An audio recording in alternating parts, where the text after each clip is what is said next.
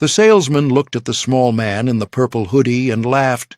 "Sir, this car costs more than most people make in a lifetime. Maybe I can show you something in our pre-owned section." Then Prince pulled out his phone, made one call, and what happened next is legendary. Prestige Motors, Beverly Hills, Thursday afternoon, September 2011, 2:47 p.m., Los Angeles heat, 89 degrees. The showroom was all glass, marble, and leather furniture. Champagne available upon request. The salespeople wore Tom Ford suits. The clientele, tech billionaires, movie stars, Saudi royalty, hedge fund managers. Today's featured vehicle sat in the center of the showroom under a spotlight, a one-of-one custom Rolls-Royce Phantom drophead. $1.2 million, purple exterior, amethyst pearl, cream leather interior, custom sound system. It looked like a spaceship, commissioned 2 years ago. The original buyer, a tech CEO, had backed out after his company went bankrupt. 2:42 p.m. Prince walked in, alone. No entourage, no publicist, no bodyguards, purple hoodie, slightly worn, black jeans, white sneakers, scuffed, sunglasses, natural afro, slightly wild from the wind. He looked like a guy who'd wandered in from the street. The salesman, Garrett Morrison, 36, sharp, ambitious, making $400,000 a year in commissions, glanced up from his desk. Window shopper, dreamer. Probably saw the purple car on Instagram. Garrett sighed, stood, approached with that customer service smile that didn't reach his eyes. "Good afternoon, sir. Can I help you with something?" Prince stopped in front of the Rolls-Royce, didn't answer immediately, just looked at the car, studied it, the lines, the color, the wheels. Garrett, slightly impatient. "Beautiful, isn't it? That's a 2011 Phantom drophead. Custom commission, one of one." Prince nodded. "Purple. Amethyst pearl, yes. Very rare color. Took 6 months just for the paint. How much?" Garrett paused. Sized Prince up again. Hoodie, jeans, sneakers. "This vehicle is $1.2 million. Plus tax and fees. You're looking at about $1.4 million out the door." He waited for Prince to flinch, to make an excuse, to say he was just looking. Prince didn't flinch. "Can I sit in it?" Garrett's smile tightened. "Sir, I appreciate your interest, but this is a showpiece. We don't allow test sits unless you're a qualified buyer." "Qualified?" "Pre-approved financing, or proof of funds. We have other vehicles in our pre-owned section that might be more accessible." Translation: "You can't afford this. Don't waste my time." Prince looked at Garrett through his sunglasses. A long, steady look. "I want to see the interior." Garrett's smile was gone now. "Sir, with all due respect, this car is not in your price range. I'd be happy to show you something more appropriate. You own this dealership?" "What? You? Do you own this dealership?" "No, but I'm the senior sales consultant. Get the owner." Garrett blinked. "Excuse me?" "The owner. Get him." Garrett, irritated now. "Sir, Mr. Feldman is very busy. I can't just—" Prince pulled out his phone, dialed a number, put it on speaker. 3 rings. A woman answered. "Paisley Park. Maya, it's me. I'm at Prestige Motors in Beverly Hills. Can you call the owner? His name is—" He looked at Garrett. Garrett, pale now. "Feldman. Robert Feldman. Robert Feldman. Tell him I'd like to speak with him. I'm in his showroom." Maya. "On it." Click. Garrett stood there, brain spinning. Paisley Park. That's a recording studio. And this guy just called someone who apparently has the authority to call the owner of a $200 million dealership. Before Garrett could process, his phone rang. Robert Feldman, the dealership owner, 62, second-generation luxury car dealer. Garrett answered. "Yes, sir?" Robert's voice was tight. "Is there a customer in the showroom right now?" Small guy? Purple hoodie? Yes, but don't touch. H-I-M. Sir, I was just explaining that he needs to be pre-qualified before— Garrett, shut up. That's Prince Rogers Nelson. Do you understand me? Prince. Silence. Garrett's face. Complete system failure. Put him on the phone. Garrett walked over to Prince, handed him the phone. His hand was shaking. Prince took it. Robert? Prince, I am so sorry. My staff didn't recognize— It's fine. No, it's not fine. Whatever you want in that showroom, it's yours. On the house. Please. I'm mortified. I don't want it for free. Then whatever discount you want. I want to buy it at full price. But I want to sit in it first. A pause on the other end.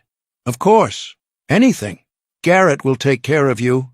If he doesn't, call me back. Thank you. Prince handed the phone back to Garrett.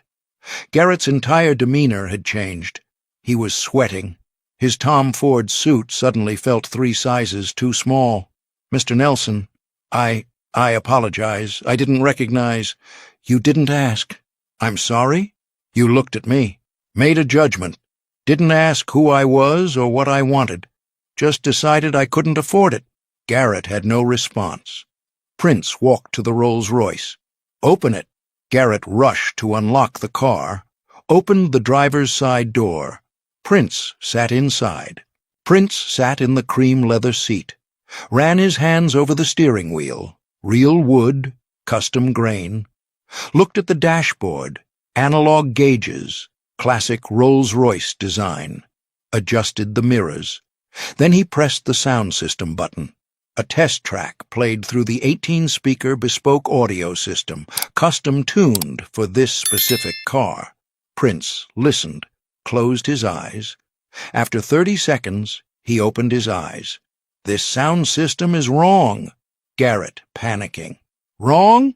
Sir, that's a $45,000 upgrade, custom-tuned by— It's tuned for classical music. The high end is too bright. The mid-range is scooped. This car needs to play funk, soul, rock, not Vivaldi. He looked at Garrett. Can the system be retuned? I don't know. I'd have to check with the audio specialists. Call them. Tell them Prince Rogers Nelson wants a custom tune. They'll know what to do. Garrett nodded frantically, pulled out his phone. While Garrett was on the phone, another customer walked into the showroom. Vanessa Kim, 38, fashion designer, self-made millionaire. She'd driven here in her Bentley. She'd been eyeing the purple Rolls-Royce online for weeks. She came today specifically to see it in person. She walked directly to the car and saw Prince sitting in it. She didn't recognize him. She was into fashion, not music. She just saw someone in a hoodie in her car. Excuse me, is this car available? Prince looked up at her through the open door. I'm sitting in it. Yes, but are you actually buying it? Or just sitting? Garrett, off the phone now, rushed over. Ms. Kim, welcome. I'm so sorry, this vehicle is currently— Vanessa cut him off. I'll give you $1.3 million. Cash. Today. Sight unseen. She was trying to outbid Prince before he even made an offer. Prince looked at her, then at Garrett. She just offered you $100,000 over asking. Yes, sir, but— Take it. Everyone froze. Vanessa. What? Prince stepped out of the car. The car's yours. $1.30. Million. Garrett just made an extra $100,000 in commission. Everyone's happy. He started walking toward the exit. Garrett, panicking. Mr. Nelson, wait! Please! You wanted this car. Prince stopped. Turned. I did, but she wants it more. He looked at Vanessa. You're going to love it. The color's perfect. The sound system needs work, but it's fixable. He walked out. The showroom was silent. Vanessa looked at Garrett.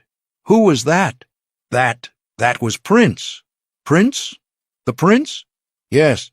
Vanessa's face. Horror. Oh my God, I just outbid Prince for a purple car. She ran to the door. Prince was already getting into a black Tesla. His daily driver parked outside. Wait, Prince! Sir! He rolled down the window. Vanessa, breathless. I'm so sorry. I didn't know it was you. Please, take the car. I'll find another one. You made a fair offer. It's yours. But you wanted it first. I want a lot of things. Doesn't mean I need them. He smiled, slightly. Besides, purple looks better on you than it would on me. He drove away. 3:47 p.m. inside the showroom. Vanessa was sitting in the Rolls-Royce, but she wasn't happy. She was staring at the steering wheel, feeling like the worst person in Los Angeles. Garrett approached. Miss Kim, shall we process the paperwork? I don't want it. I'm sorry? This car. I don't want it anymore. But you just offered. I know what I offered, and I'm an idiot. That man walked away so I could have it, and I took it. That's not who I want to be. She got out of the car. Find him. Tell him the car is his, at the original price. No games. Ms. Kim, with all due respect, I can't just... Find him, or I'm walking. Garrett called Paisley Park. Maya answered. Paisley Park. Hi, this is Garrett Morrison from Prestige Motors. I need to speak with Prince. It's urgent. Hold. 30 seconds. Prince picked up. Yeah? Mr. Nelson, it's Garrett, the woman who outbid you. She wants you to have the car. What? She said she doesn't want it. She wants you to have it. At the original $1.2 million. Silence on the other end. Why? She said you walked away so she could have it, and she doesn't want to be the kind of person who takes things from people like that. More silence. Then, tell her I'll take it, but not for $1.2 million. Sir, $1.3 million, the price she offered. She made a fair bid. I'm honoring it. But, sir, that's $100,000 more than... And that extra $100,000? Give it to her. A check, from me, for being the kind of person who changes her mind when it matters. Click. Garrett relayed this to Vanessa. She started crying. Right there in the showroom, sitting in a $1.3 million car, wearing a $5,000 dress, crying like a child. He's giving me $100,000? For nothing? For changing your mind? She wiped her eyes. I have to meet him. 2 weeks later, Prince took delivery of the Rolls-Royce. Custom sound system retuned, he'd supervised the work personally. License plate, PRPLRN. Purple Rain. Vanessa sent him a handwritten letter, delivered via Paisley Park. Dear Prince, I've been designing clothes for 15 years. I've built a business. I've made money. I thought that made me successful. But 2 weeks ago, you showed me what success actually looks like. Walking away from something you want so someone else can have it. The $100,000 you gave me? I donated it to the Los Angeles Music Education Foundation. In your name, because you taught me that giving costs nothing when you have enough. Thank you for the lesson, Vanessa. Prince's response, also handwritten. Vanessa, you didn't need the lesson. You already knew it. You just needed permission to listen to it. Keep designing. Keep changing your mind when it matters. P. April 2016. Prince died. The purple Rolls-Royce was one of the vehicles in his estate. Vanessa read the news in her L.A. studio, surrounded by fabric samples. She collapsed. Her assistant found her on the floor, sobbing. June 2016. Vanessa attended a Paisley Park memorial event. She brought something, a purple dress, custom designed. One of one. She hung it in the Paisley Park Museum as a donation. The card read, Prince taught me that walking away is sometimes the most powerful move you can make. This dress is my way of walking towards something better. For him, the dress became one of the most photographed items in the Paisley Park collection. 2019, Vanessa launched a new fashion line, Walk Away, the tagline, for people who know when to let go.